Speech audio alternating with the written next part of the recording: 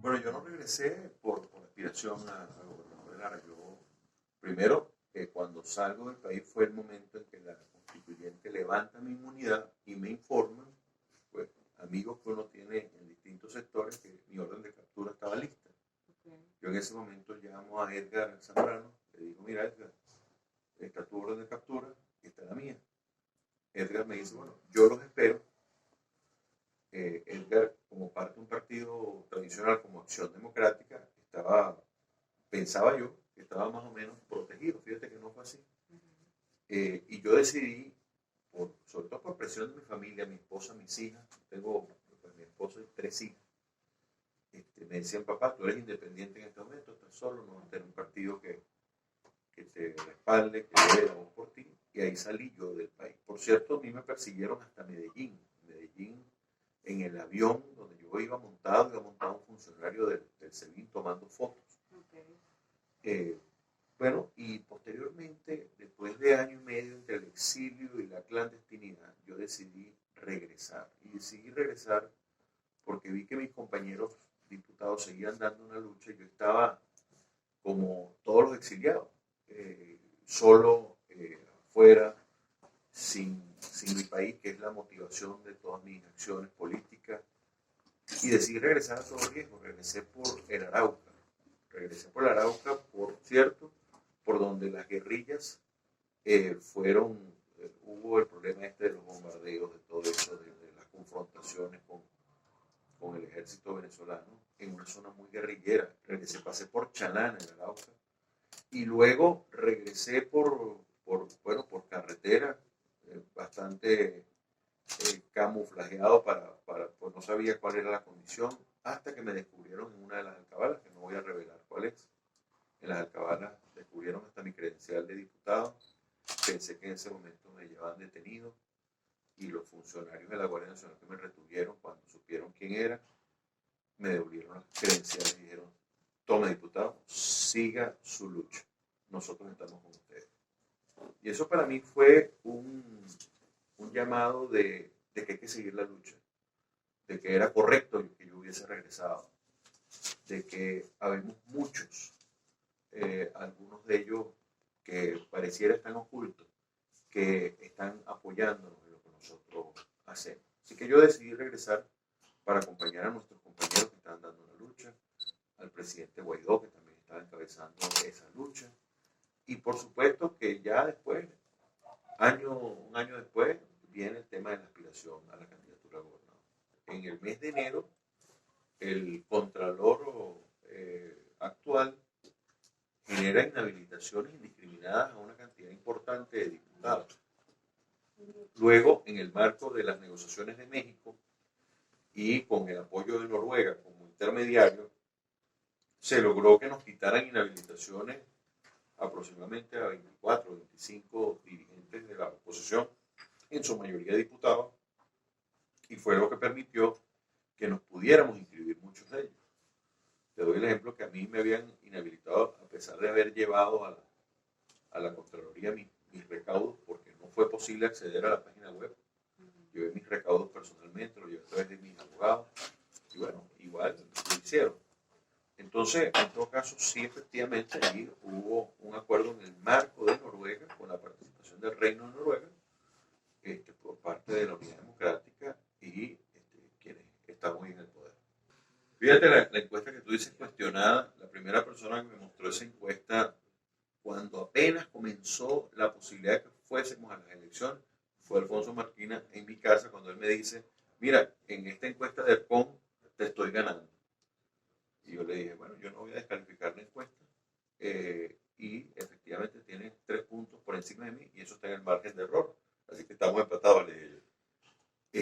Después, el crecimiento en esa misma encuestadora de nuestra candidatura fue sustancial, lo que permitió por lo menos tener una visión de hacia dónde iban las cosas. Ahora, no fue el método de encuesta ni primarias el que definió las candidaturas en Lara, fue el método de acuerdo, porque al final los acuerdos políticos son los que han definido la mayoría de las candidaturas de la unidad, desde que la unidad nació en el año 2009, que ha sido, a mi juicio, es la principal autocrítica que yo hago dentro de la unidad democrática, que es que nosotros tenemos que luchar con las herramientas que tenemos disponibles y a veces no entendemos con qué nos estamos confrontando, porque al final a Maduro lo que menos le interesa es que nosotros vayamos fuertes en los procesos electorales, porque lo que más le duele a Maduro son las derrotas electorales, lo demás no le duele. A él no le duelen ni las conspiraciones militares, porque tienen a los cubanos en su aparato de inteligencia. A él no le duele tampoco las posibles insurrecciones armadas, porque también tienen suficiente inteligencia para infiltrarlas y aplacarlas. Pero a él le duelen dos elementos.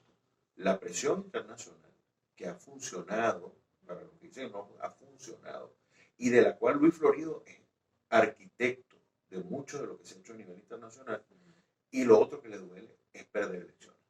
Es que la oposición siempre ha sido diversa. A veces pensamos en la oposición como si fuera una cosa absolutamente única, un solo partido.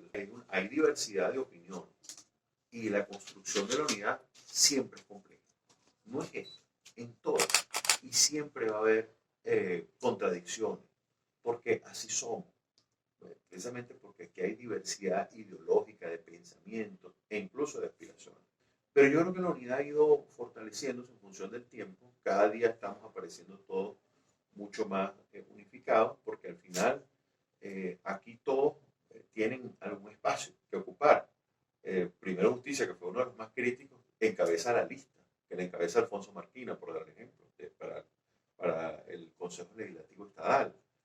Primero Justicia también encabeza el circuito en teoría más salidor, que es el circuito de catedral, el Consejo Legislativo, está en todas las posiciones, y todos los partidos tienen posiciones en los distintos espacios. Así que yo creo que en este momento la unidad está bastante fortalecida. Tú ves a todos pidiendo el voto por la tarjeta de la unidad. No se trata de Luis Florido como gobernador, porque yo soy una expresión, sino que aquí también Soraya Mejía es candidata a alcalde, por darle ejemplo de Acción Democrática, de Voluntad Popular, Mariana Linares es candidata a alcalde para vecinos, de Un Nuevo Tiempo, Eligio Lucena es candidato a alcalde en el municipio de Urdaneta. Es decir, que todas las organizaciones políticas se han visto expresadas en el acuerdo que tenemos. No hay dos oposiciones, hay una sola oposición. La otra es lo que en los países, tanto los países comunistas como los países donde hay dictaduras, construyen su propia oposición. Esa es la oposición a imagen y semejanza de Maduro. Esa es la oposición que quisiera que estuviera en México, pero no está. ¿Por qué no está? Porque no somos oposición. Quien está es la Mesa de la Unidad Democrática en México, porque es la verdadera oposición, es la que el mundo reconoce como oposición. Lo demás es Parra y Conrado Pérez, que tienen a su asesor en el narcotráfico y que tomaron primero Justicia. Lo demás es Goyo Noriega, quien como tenía una enfermedad recibió la cantidad de millones de dólares que recibió para quitarle voluntad popular a quienes son sus verdaderos dirigentes. Lo demás es Bernabé Gutiérrez y otros que para darle a Maduro sostén le entregaron Acción Democrática. Y en el caso de acá de Lara, el caso de Avanzada Progresista y Henry Falcón, que los 9 diputados que lo apoyaban de la Asamblea del año 2015 lo abandonaron porque dijeron que tenía un acuerdo con Maduro, con el gobierno, que es un candidato de Maduro. Lo fue en el año 2018 para la presidencial y lo es ahora. ¿Por qué Falcón no se le acerca a Florido? Sencillamente porque Florido es oposición y él lo sabe. Sencillamente es porque el Florido es quien lo combatió en el año 2017 y le dijo a los larenses que su discurso era un discurso ambiguo, era un discurso de darle soporte a Maduro y a su régimen. Y yo estoy seguro que si en caso de que se haya reunido con otros actores de la unidad, estoy seguro que le han dicho lo mismo. Porque es que al final aquí nadie mostró ninguna posibilidad de acuerdo con él, absolutamente nadie. En las reuniones de la Mesa de la Unidad Democrática, en las reuniones del G4, en las reuniones del Frente Amplio, nadie consideró la posibilidad de que fuera candidato porque todos decían, él es de Maduro. No podemos tener un candidato de Maduro. Es como si nosotros invitáramos a Maduro a ser candidato en la oposición. ¿Quién lo entendería? O hiciéramos una alianza con Maduro. ¿Quién lo entendería? Los dos candidatos aquí de Maduro, evidentemente, se disputan la preferencia de ver a quién quiere más Maduro. entre Pereira, que es el consentido de Diosdado Cabello, pero que también quiere el cariño de Maduro y no se lo da, y Falcón, que es el consentido absoluto de Maduro, por lo cual su campaña es una campaña millonaria. Fíjate, si nosotros nos ponemos a esperar que todo se arregle, instituciones, que todo esté como en cualquier país democrático occidental, nos puede pasar como a Cuba, que ha esperado 62 años por la democracia y no le ha llegado. Podemos estar todos exigiendo condiciones electorales durante 62 años. El proceso tiene muchas debilidades, sí. El proceso tiene elementos en los cuales uno puede decir que no es el camino adecuado, sí. Pero también por la misma presión internacional, el Maduro tuvo que permitir que el CNE ahora se conformara 3-2. Tuvo que permitir de que las máquinas ahora tengan un proceso electoral que elimina el no match en el tema de las captahuellas, es decir, que ya no pueden desactivar las captahuellas como antes para que votara todo el mundo. Elimina también la falta de observación internacional. Ahora hay observación internacional. Antes era acompañante. Aquí cambió esto. El que haya observación internacional de la Unión Europea, una MOE completa, que venga a Venezuela, eso te dice que este proceso electoral es distinto. El que venga, ayer hablé con Jenny Lincoln del Centro Carter, también te habla de que es un proceso que está mucho más abierto a la gente. Ahora, la pregunta sería, ¿están todas las condiciones electorales? No, porque todavía hay partidos que han sido complicados. Pero hay condiciones electorales como para competir. Sí, porque nos devolvieron lo más importante, que es la tarjeta más votada en la historia del país, que es la tarjeta de la Unidad Democrática, la tarjeta de la MUD, y porque está a los ojos del mundo en Venezuela. Eso no es poca cosa. Pero el objetivo no va a llover del cielo, no va a llegar solo. Tenemos que construirlo nosotros. Es nuestra responsabilidad histórica. Y nosotros tenemos que responderle al país y al futuro de las generaciones por lo que hagamos hoy. Porque si nos equivocamos hoy, la emigración va a continuar. Si nosotros llamamos a la desmovilización, a la desmoralización, a la desmotivación de la gente, este país va a entrar de nuevo en un túnel. Y ahora la campaña ha permitido que la gente sienta que por lo menos hay una lucecita al final del túnel. Eso no se llama ventajismo, eso es mucho más allá del ventajismo. Esos son dineros de la corrupción que están en esta campaña. Mira, yo he hablado con varios embajadores y yo les decía, mira, ¿cómo puede ser que un candidato que dice ser de la oposición regala transformadores, reparte bolsas de comida, reparte bolsas de medicamentos, pinta cancha, regala dinero, hace pendones por más de $1.200.000? Su campaña se estima que está entre 3 y 5 millones de dólares. ¿Cómo se explica eso? Eso tiene una sola explicación. Esos son dineros de la corrupción, un poco quizá la denuncia que hizo el mismo Reyes acá y algunas otras, y también dineros que vienen de Maduro, porque al final, ¿a quién le interesa a Nicolás Maduro que gane en Lara? A él le interesa que gane Falcón en Lara para sentarse con él al otro día y decir, aquí estamos los dos compadres, vamos a transitar juntos el camino. ¿A quién no le interesa? O que gane Pereira, que también, a pesar de que no es el de su corriente política, bueno, por lo menos es del PSUV y ellos son rojos y se entienden. ¿A quién no le interesa que gane Maduro en Lara? No le interesa que gane Luis Florido.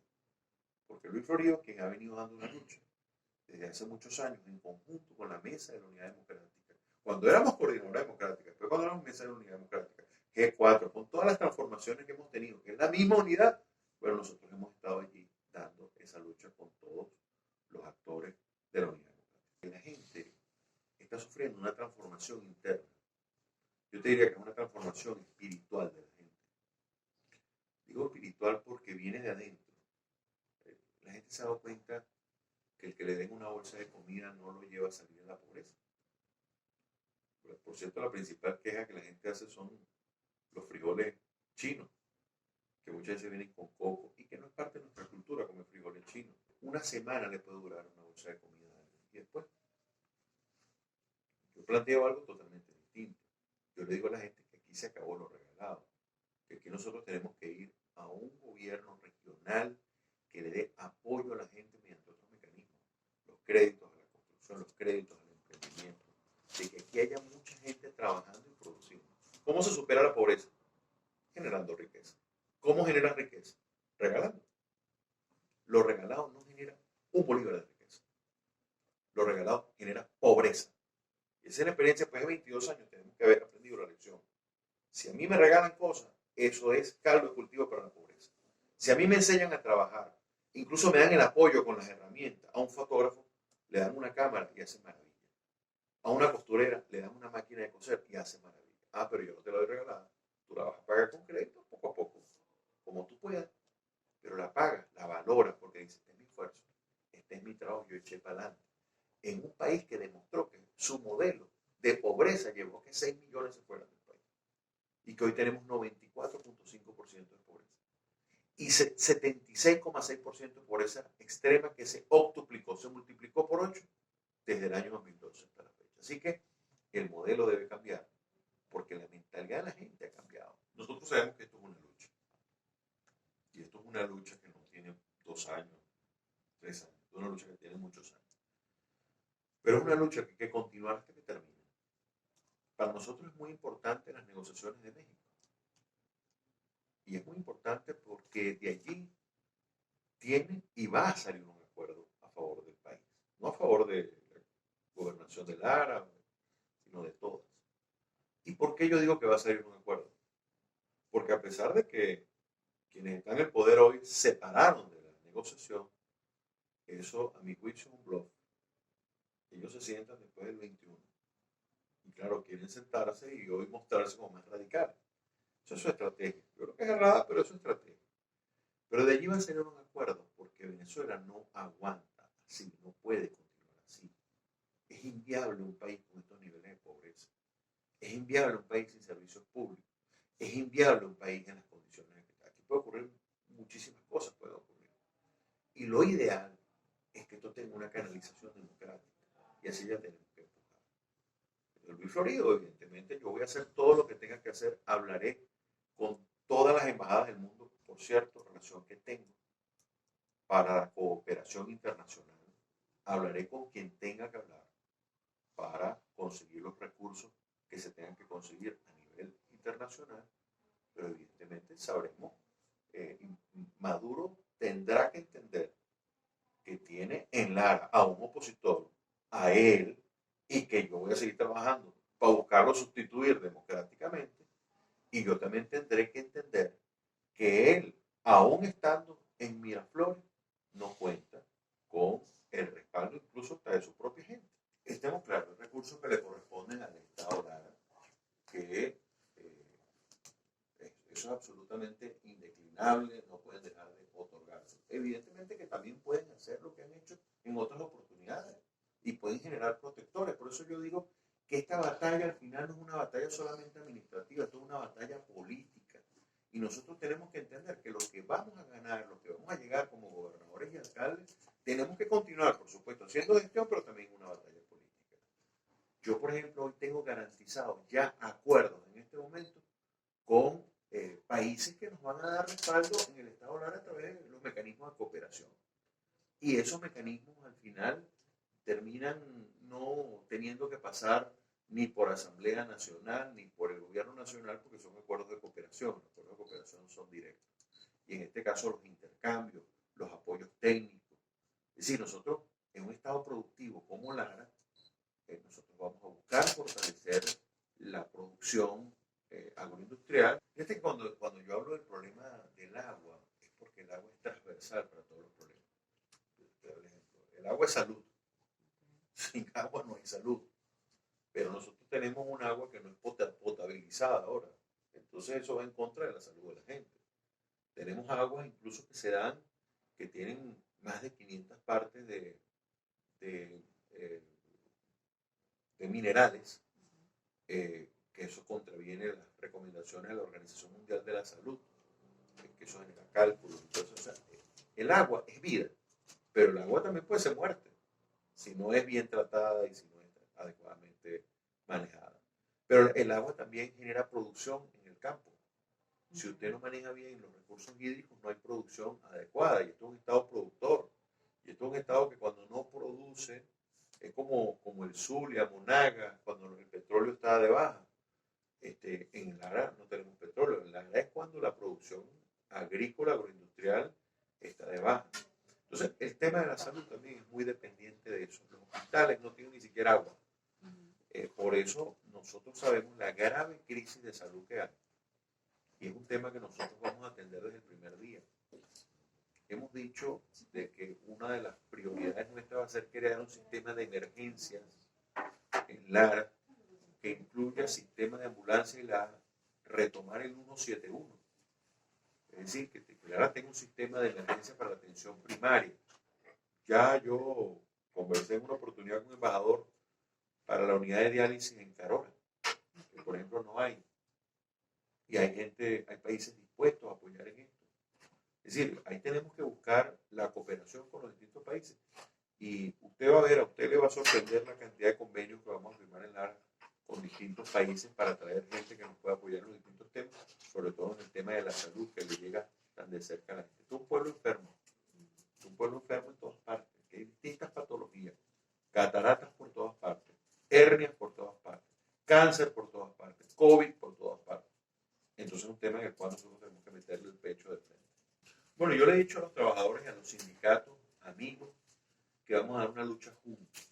No es posible, no existe en el mundo. Y lo digo como gerente, que ha estudiado incluso las teorías motivacionales a nivel gerencial. No existe posibilidad de que un Estado salga para adelante con gente ganando 7 bolívares por día. Eso no es posible. Pereira, sencillamente, él es el heredero que dejó Carmen Meléndez, que con gran irresponsabilidad, después de 3 años se aburrió de Lara y ahora se fue a aspirar a la alcaldía de Caracas. Porque ¿cuál es el problema? Que los gobernadores que hemos tenido en Lara en 32 años, electos, ninguno ha sido de Lara. A ninguno le duele esta tierra. Sencillamente vienen acá es porque consiguen una oportunidad. En su momento ocurrió con cada uno de ellos.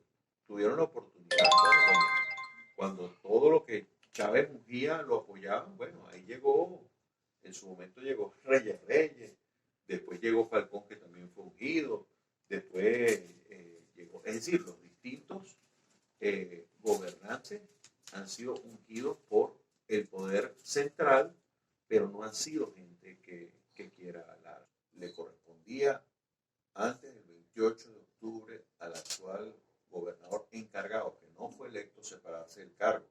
Está violando la Constitución, está violando las leyes de la República, por lo cual el CNE tiene que darle una sanción.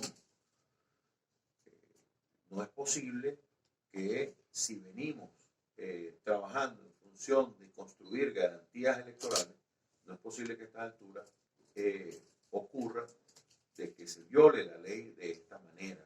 Creo que tiene que haber una fuerte sanción contra quien hoy ejerce la gobernación, porque al final de cuentas está violando la ley, violando la Constitución. En torno a las inhabilitaciones, yo estoy absolutamente en desacuerdo con las inhabilitaciones políticas. Eso evidentemente que siempre enrarece el clima electoral, le quita garantías, porque lo hemos dicho, que no es que te están dando todas las garantías, es que tú con las que tienes, y eso se lo explicaba yo a la Unión Europea antes que vinieran, le dije, es que no es que hayan garantías para que venga la Unión Europea, es que la Unión Europea es la que nos da un poco de garantías. Y creo que esa decisión del Partido Popular tiene que ver más con la agenda interna española y de otros países que con la necesidad de que en Venezuela construyamos un camino para las elecciones. Porque a veces muchas de las declaraciones que dan los actores internacionales tienen que ver con sus agendas internas. Yo creo que es un error. Yo creo que han debido venir porque al final es una decisión de ellos. Fíjate. Ellos han podido venir sin problemas porque se llegó a un acuerdo con la MOE, se llegó a un acuerdo con la Unión Europea.